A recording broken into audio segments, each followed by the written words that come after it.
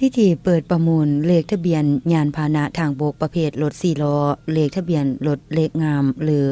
มงคลเพื่อระดมทุนเข้าครั้งหลวงได้จัดขึ้นในตอนเช้าของวันที่2กรกฎาคม2566อยู่ห้องประชุมแผนกยุทธการและขนส่งแขวงบุรีรัมย์ไซโดยการเป็นประธานของท่านวิไสผู้มีหัวหน้าแผนกยุทธการและขนส่งแขวงบุรีรัมย์ไซมีคณะกรรมการประมูลเลขทะเบียนยานพาหนะทางบกคันแขวงเข้าร่วมเป็นสักขีพยานมีผู้ประกอบการจากหัวหน่วยธุรกิจวิสาหกิจบุคคลนิติบุคคลภายในแขวงต่างแขวงเข้าร่วมประมูลแข่งขันราคาเพื่อเป็นเจ้าของหมายเลขทะเบียนสุดพิเศษ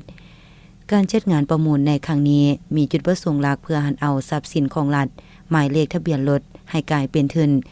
โดยรายรับทั้งหมดหลังหักค่าใช้จ่ายจะถูกมอบเข้าคลังเงินแห่งชาติครั้งหลวงเพื่อนำไปใช้เข้าในการพัฒนาโครงสร้างพื้นฐานการปรับปรุงระบบคมนาคมขนส่งและการบริการสาธารณะต่างๆภายในประเทศก็คือแขวงบุรีรัมย์ไซ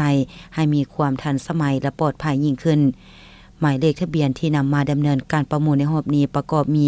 เลขกลุ่มพิเศษเส้นเลขตัวเดียวเลขคู่เลขเฮียงและเลขซ้ำเส้น99998888ซึ่งเป็นที่ต้องการสูงในท้องตลาดพอนอกจากจะช่วยเสริมภาพลักษณ์และความเป็นสิริมงคลให้แก่ผู้ครอบครองแล้วยังถือเป็นการสร้างมูลค่าเพิ่มในระยะยาวให้แก่ทรัพย์สินอีกด้วยป้ายทะเบียนที่นำมาประมูลในครั้งนี้มีทั้งหมด38ป้ายรวมมูลค่าจากการประมูล3ตือ165ล้านกีบป้ายทะเบียนที่มีการประมูลสูงสุดแม่นหมายเลขบุรีรัมย์ไซออ9999และบุรีรัมย์ไซนน9999มูลค่าป้าย165ล้านกีบการประมูลแม่นดำเนินไปด้วยความโปร่งใสยุติธรรมและถูกต้องตามระเบียบกฎหมาย